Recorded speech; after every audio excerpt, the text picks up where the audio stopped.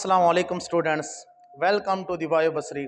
आज हम ऐसी अजीम शख्सियत के बारे में पढ़ने जा रहे हैं जिसको दुनिया फादर ऑफ क्लासिकल जेनेटिक्स के नाम से जानती है, जिसके बारे में कहा जाता है कि अगर उस ज़माने के लोग उसकी बात मान लेते और उसके ऊपर यकीन कर लेते तो आज हम जेनेटिक्स की दुनिया में 1000 साल आगे होते।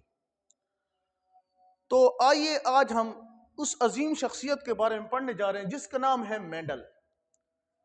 मेंडल की डेट ऑफ बर्थ की बात करें तो ये 24 जुलाई 1822 को जैक रिपब्लिक में पैदा हुआ। और ये क्या था, एक ऑस्ट्रियन मॉन्क था। वहां पे ऑस्ट्रियन एक जो है वो इलाका है जैक रिपब्लिक में, जिसमें ये एक पादरी था। अच्छा, ये सिर्फ पादरी ही नहीं था बल्कि ये मैथमेटिक्स में, स्टेट यानी स्टेटिस्टिक में और नेचुरल साइंस, ये जो जनरल साइंस है, इसमें ये बहुत ज्यादा महारत रखता था। इसको इनके ऊपर बहुत ज्यादा उबूर था। अब इसने जो इसका वो गिरजा था जिसमें ये रहता था, वहां पर इसने एक एक्सपेरिमेंट करने का फैसला किया। और वो एक्सपेरिमेंट किस के ऊपर किया गया? गार्डन पी प्लांट्स के ऊपर एक्सपेरिमेंट किया गया, जिसका नाम क्या है? पाइजम स्टेमम, जिसका बोटेनिकल नाम क्या है? पाइजम स्टेमम। अब ये एक्सपेरिमेंट इसने क्यों किया? इसने इस वजह से किया, ये इस बात को इन्वेस्टिगेट कर रहा था कि within the cell, within the body, what is the cause of heredity and variation. Heredity और वेरिएशन के असबाब क्या हैं, सबब क्या हैं। हेरिडिटी और वेरिएशन के बारे में हम पहले से एक लेक्चर रिकॉर्ड कर चुके हैं। अगर आपको नहीं पता कि हेरिडिटी और वेरिएशन क्या है तो आप जो है उसको जाके जो है पढ़ सकते हैं वहां से, और इंशाल्लाह डिस्क्रिप्शन में भी उसका लिंक दे देंगे। तो इसने क्या किया? हेरिडिटी और वेरिएशन को इन्वेस्टिगेट करने के लिए ये एक्सपेरिमेंट किया। हेरिडिटी और वेरिएशन के ऊपर पहले से भी बहुत सारे साइंटिस्ट थे जो अपनी थ्योरीज पेश कर चुके थे, लेकिन उनको कोई सक्सेस नहीं मिली थी। ये वाहिद साइंटिस्ट था जिसको क्या मिली? इसमें सक्सेस मिली।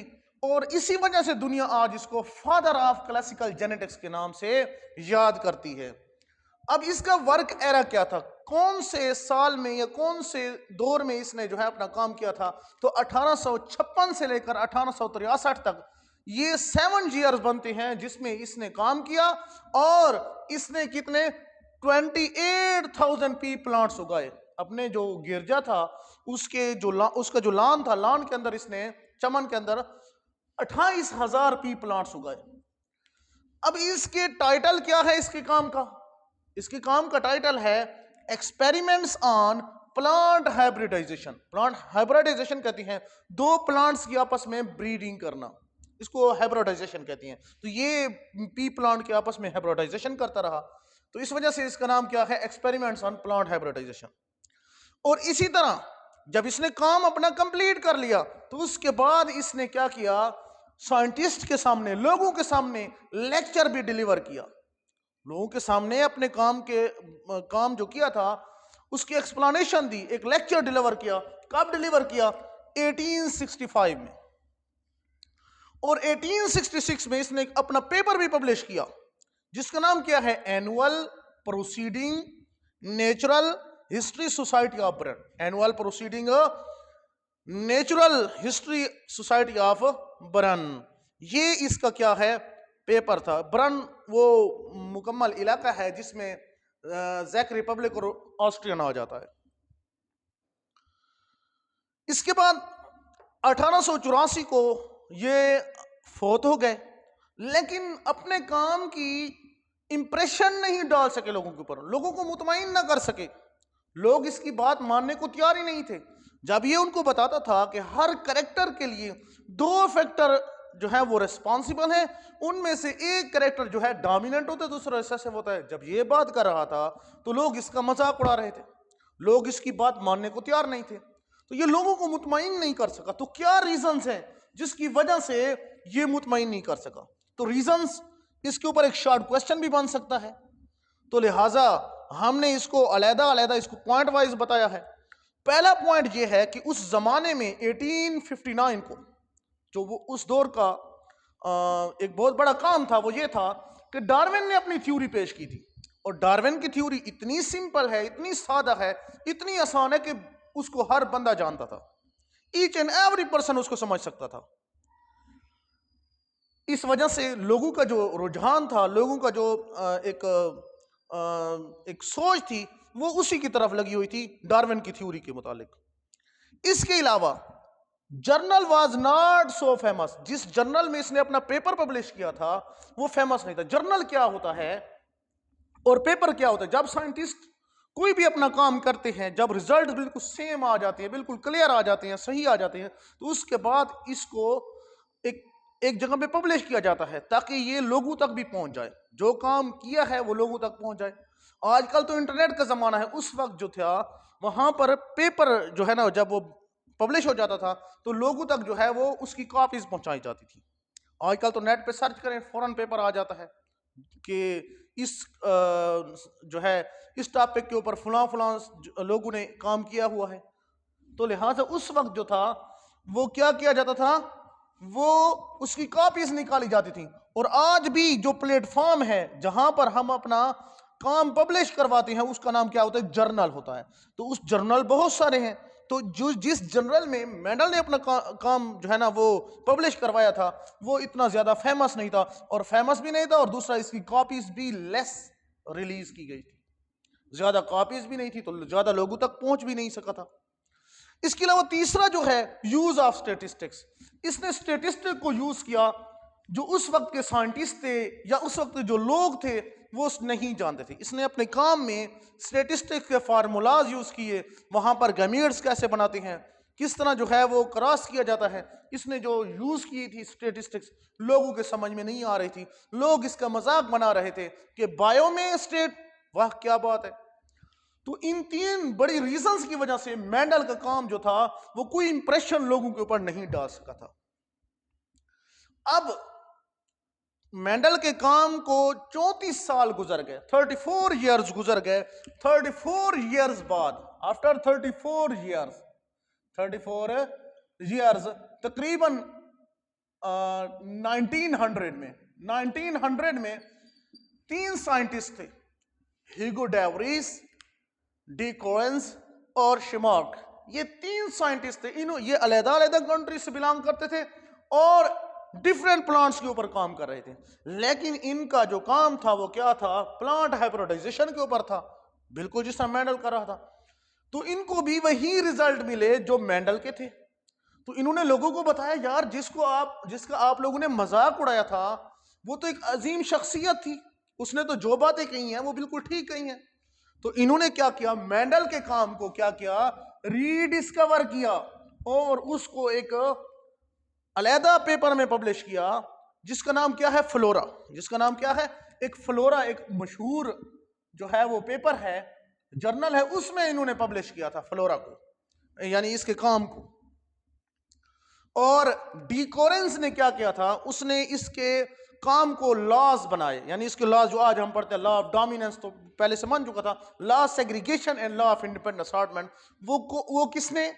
डी कोरेंस ने इसका काम। तो इन्होंने क्या किया, इसके काम को रीडिस्कवर कर दिया, तीन साइंटिस्ट ने। अब ये थी मेंडल की ओवरऑल क्या हिस्ट्री। अब यहां पे एक सवाल है कि why Mendel selected P plant for his experiment. Mendel ने पी प्लांट को ही क्यों चुना, किसी और प्लांट को क्यों नहीं चुना? तो इसकी रीजन जो है वो हमारे पास 5 बड़ी रीजन है। पहली रीजन ये है कि इसका शॉर्ट लाइफ साइकिल जो है वो वेरी शॉर्ट है, छोटा सा लाइफ साइकिल है, तकरीबन 3 to 4 मंथ। तो आसानी से उसको रिजल्ट 3 या 4 माह तक वो इंतजार करता और उसको रिजल्ट मिल जाता था।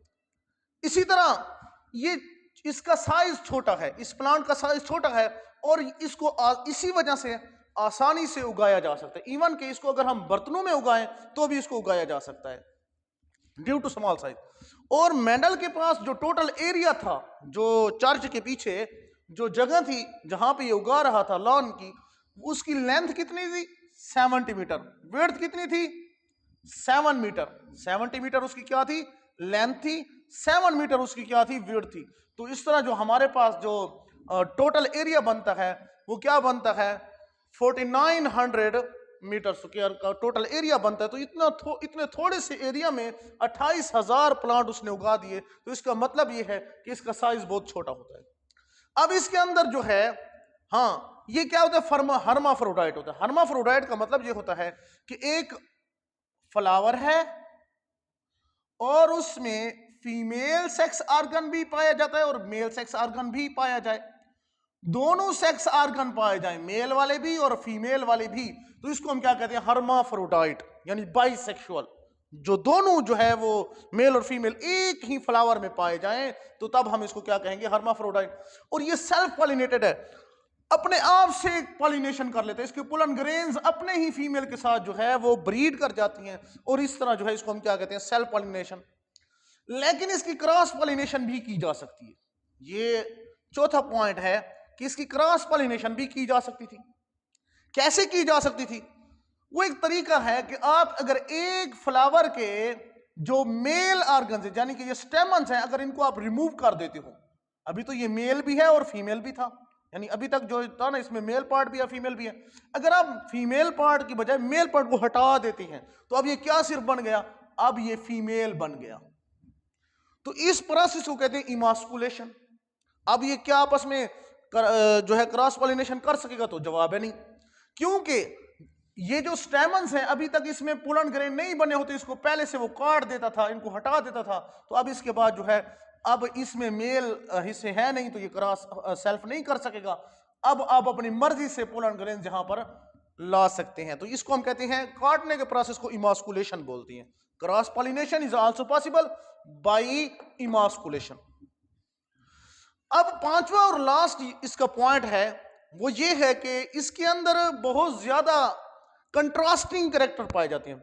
जब जो पी प्लांट है उसकी, इसके पास दो वैरायटीज थी, एक पी प्लांट, ये दूसरा पी प्लांट।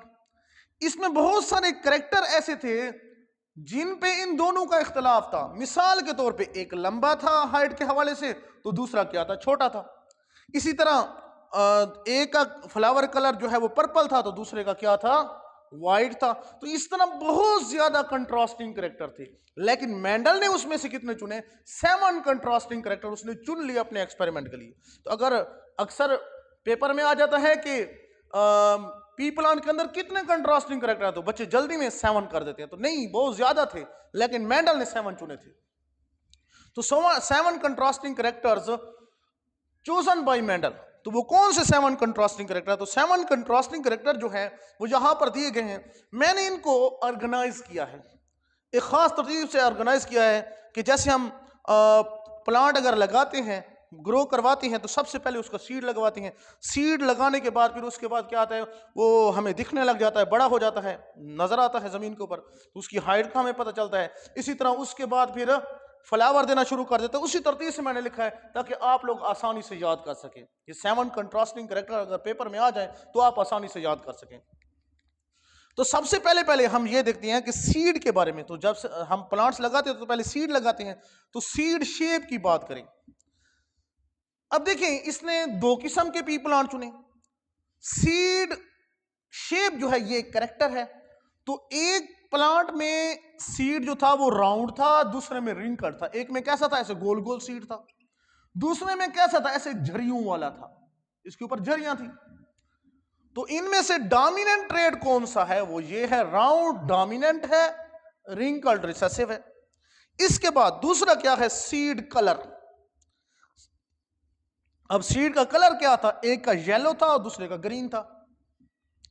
येलो क्या है, डोमिनेंट है, और ग्रीन क्या है, रिसेसिव है।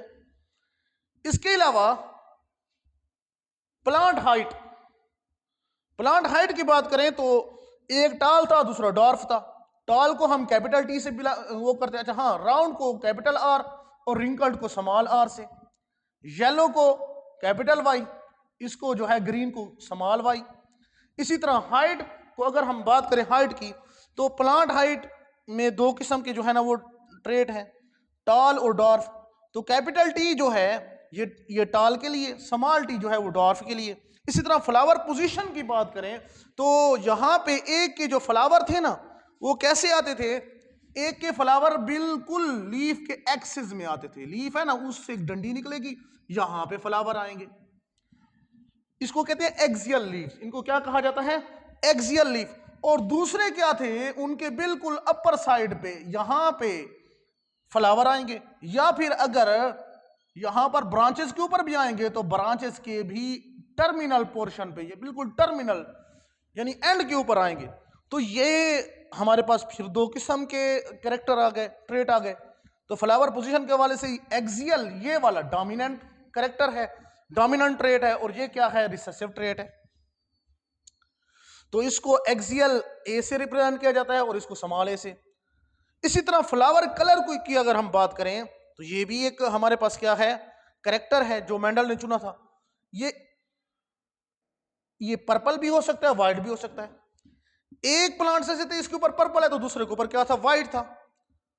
तो पर्पल जो है ये डोमिनेंट है, तो डोमिनेंट का पहला लेटर चुना जाता है, तो ये क्या है, कैपिटल पी, और ये क्या है, उसके क्या होगा, व्हाइट के लिए हम इसको स्मॉल पी फिर लिख लेते हैं।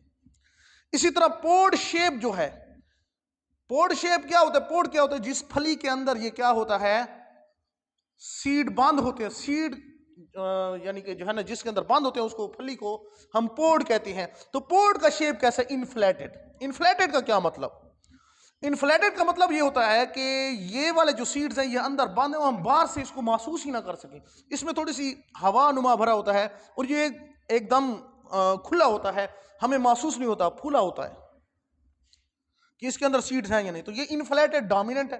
कंस्ट्रिक्टेड क्या होते हैं, जब सीड जो हमें बाहर से भी पता चले कि यार इधर सीड है, इधर सीड है, इधर सीड है, हम बाहर से भी ऐसे सेंस कर सकें, क्योंकि सीड के बाद वाली जगह जो है वो थोड़ी सी अंदर डीप घुसी हुई होती है, जिसकी वजह से हमें पता चलता है कि यार इधर सीड है, इधर नहीं है, इधर सीड है, इधर नहीं है। तो इसको हम कहते हैं कंस्ट्रिक्टेड। तो ये क्या है, रिसेसिव है। पोड कलर, पोड कलर क्या है, दो किस्म का हो सकता है, ग्रीन भी हो सकते हैं और येलो भी हो सकते हैं, यानी इस फली का कलर जो है वो ग्रीन भी हो सकता है, येलो भी हो सकता है। ग्रीन डोमिनेंट है और येलो क्या है, रिसेसिव है। तो इसलिए कैपिटल जी डोमिनेंट के लिए और रिसेसिव के लिए स्मॉल जी। आपने एक चीज पे ऊपर गौर किया होगा, ये जो सैंपल लिए जाते हैं ये कहां से लिए जाते हैं, डोमिनेंट ट्रेट का पहला लेटर चुना जाता है, फिर उस जिसको आप चुन लेते हो, जैसे हमने यहां पे आर चुन लिया, तो अब क्या करेंगे, हम इसको इसके लिए कैपिटल लिखेंगे और रिसेसिव के लिए इसी को स्मॉल कर देंगे। अब ये नहीं है कि इसके लिए इसको डब्ल्यू आप लिखें, नहीं, इसी को स्मॉल लिखेंगे। जैसे यहां पे कैपिटल वाई है, क्यों है, क्योंकि इसका डोमिनेंट जो ट्रेट है वो क्या है, वाई है, वाई से येलो। और यहां पर जी आप नहीं लिख सकते, इसी को आप क्या करोगे, स्मॉल लिखोगे। तो स्टूडेंट ये था हमारे पास एक ब्रीफ लेक्चर जिसमें हमने मुख्तलिफ चीजें पढ़ी। मेंडल की हिस्ट्री पढ़ी है, मेंडल का रिसर्च पेपर पढ़ा है कि वो कौन सा है, मेंडल के काम के हमने वो टाइटल भी पढ़ लिया है, और इसके अलावा इसका रिसर्च पेपर भी पढ़ा है, और इसके अलावा हमने ये भी सीखा है कि मेंडल के काम को क्यों जो है वैल्यू नहीं दी गई। इसके अलावा हमने ये भी सीखा कि मेंडल के काम, मेंडल का जो काम है उसको किसने रीडिस्कवर किया था। और लास्ट में हमने दो चीज़ें और भी पढ़ी हैं कि मेंडल जो था उसने क्यों पी प्लांट को चुना, और एट द एंड हमने इसमें ये सीखा कि वो 7 कंट्रास्टिंग कैरेक्टर कौन कौन सी हैं, और उसमें से डोमिनेंट ट्रेट कौन से हैं और रिसेसिव कौन से हैं। उम्मीद है आप लोगों को इस लेक्चर से बहुत कुछ सीखने को मिला होगा। अगर आप हमारी वीडियोस से कुछ सीख रहे हैं तो हमारे चैनल को सब्सक्राइब करें, वीडियो को लाइक करें, और अपने दोस्तों के साथ भी शेयर करें, और कमेंट भी क्या करें कि आप लोगों को इसके अलावा और कौन सी वीडियोस चाहिए। तो इंशाल्लाह हम वो वीडियोस भी बनाएंगे। मिलते हैं इंशाल्लाह नेक्स्ट वीडियो के साथ, तब तक के लिए अल्लाह निगहबान।